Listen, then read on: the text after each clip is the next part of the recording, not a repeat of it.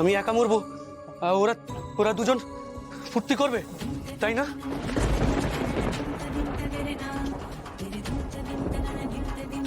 মরলে তিনজন একসঙ্গেই মরবো স্যার। তাহলে এবার সবটা আমাদের বল।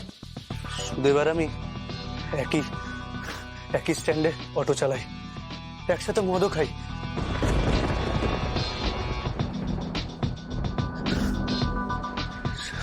দু মাস আগে একদিন স্ট্যান্ডে সেরকম গাড়ি ছিল না, অনেক রাতও হয়েছিল।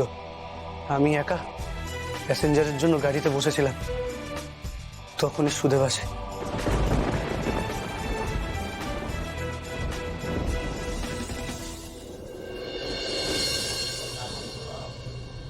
কিরে ধর, শোন না, একটা ভালো কাজ আছে,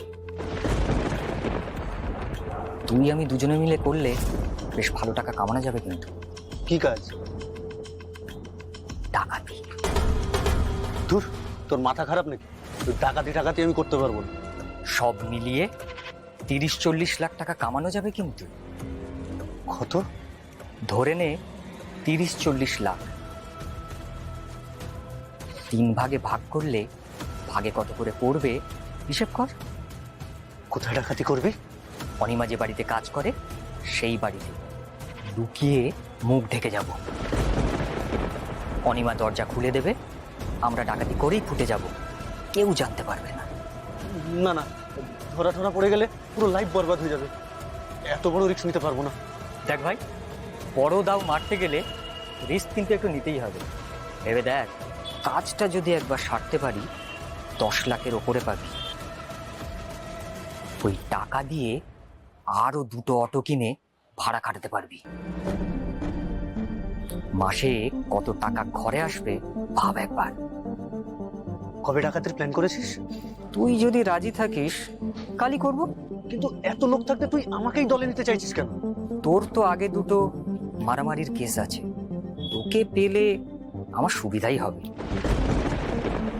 তাছাড়া আমি একা ওই বুড়ো বুড়িকে সামলাতে পারবো। এই সুযোগটা ছাড়িস না ভাই, পরে কিন্তু হাত কামড়ে মরবি। দাঁড়া অনিমা, আমি খুব ভালো করে জানি তুই জেঠুর বাড়ি যাচ্ছিস না, তুই পালাচ্ছিস, তাই না? সত্যি করে বল, সত্যি করে বল, কি করেছিস তুই?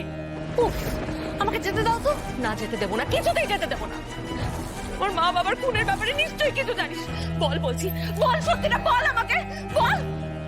আমার মাঝে এসো না, তাতে তোমার বিপদ বাড়বে। তুই তুই আচরণটা করতে পারছিস? হ্যাঁ, আমার মা বাবা তোকে এতদিন ধরে লালন পালন করলো, আর তার প্রতিদান তুই এইভাবে দিচ্ছিস? কি লালন পালন? ওসব তোমাদের বড় লোকেদের ন্যাকামো কথাবার্তা না, তোমার কাছেই রাখো। তোমার বাবা মা আমাকে বাড়ির কাজের মেয়ে করে এনেছিল, আর কাজের মেয়ে করেই রেখেছিল। কাজের মেয়ে? এই কথাটা বলতে পারলি তুই? আমার মা বাবা তোকে নিজের মেয়ের চোখে দেখতো রে, নিজেদের থেকে বেশি ভরসা করতো তোকে। হ্যাঁ হ্যাঁ, ওসব ন্যাকামির কথাবার্তা রাখো তো তুমি তোমার কাছে।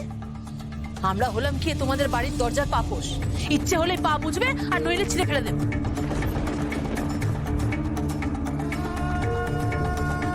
দাঁড়া, এক্ষুনি পুলিশে ফোন করছি, এক্ষুনি ফোন করছি আমি পুলিশকে। যাও তো। কোথায় গেল তোর তেজ? স্যার, স্যার আমি বলছি শুনুন, ও ও সবটা জানে খুনের ব্যাপারে, ও কিছু না কিছু জানে। স্যার আপনি আমার কথাটা একটু শুনুন, বিশ্বাস করুন। আপনারা কি চাইছেন বলুন তো? আমি সম্পূর্ণ নির্দোষ স্যার, আমাকে অ্যারেস্ট করবেন না। তাই? তাহলে কি কি জানেন সেটা বলুন। আমি আমি সব জানি স্যার, আমি আমি আপনাদের সাক্ষী দেবো, বলছি তো। কি জানেন? এই মেশো আর মাসির সম্পত্তির লোভে এই দিদিমণি আর সৌরভ দাদাবাবু এরা দুজনে মিলে এইসব কাজ করেছে। আমি আমি সবটা জানি স্যার, আমি বলবো আপনাদেরকে। কি বলছিস তুই এসব? পল্লবী দেবী, আপনি শান্ত হন, আমি কথা বলছি। তাহলে তোমার দিদি ভাই আর দাদা ভাই দোষী, তাই তো? হ্যাঁ স্যার। তা তুমি পালাচ্ছিলে কেন? দেখো, একদম চালাকি করবে না। সুদেবকে এতক্ষণে পুলিশ অ্যারেস্ট করে নিয়েছে। তোমাকেও থানায় নিয়ে গিয়ে জিজ্ঞেস করি, বোঝা যাবে কে দোষী আর কে দোষী না।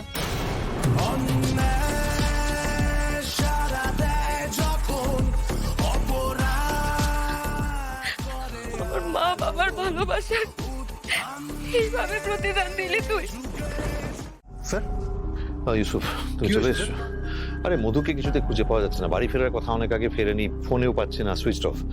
এদিকে বাবারও শরীরটা খারাপ করছে বলে আমি না পারছি বেরোতে, না পারছি কিছু করতে, তাই তোমাকে ডেকে আনলাম। ওকে স্যার, আমি তাহলে এক কাজ করছি, আমি সব থানায় খবর করে দিচ্ছি, আর আমি নিজেও গিয়ে দেখছি।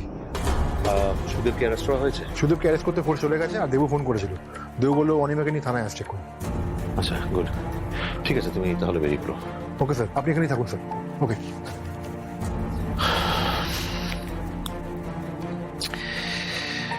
পিক আপ দ্য কল, মধু।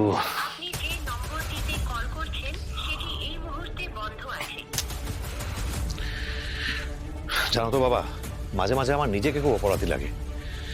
মনে হয় কেন যে এমন একটা প্রফেশনে ঢুকলাম যার জন্য আমার পরিবারের লোককে আমার জন্য বিপদে পড়তে হয়।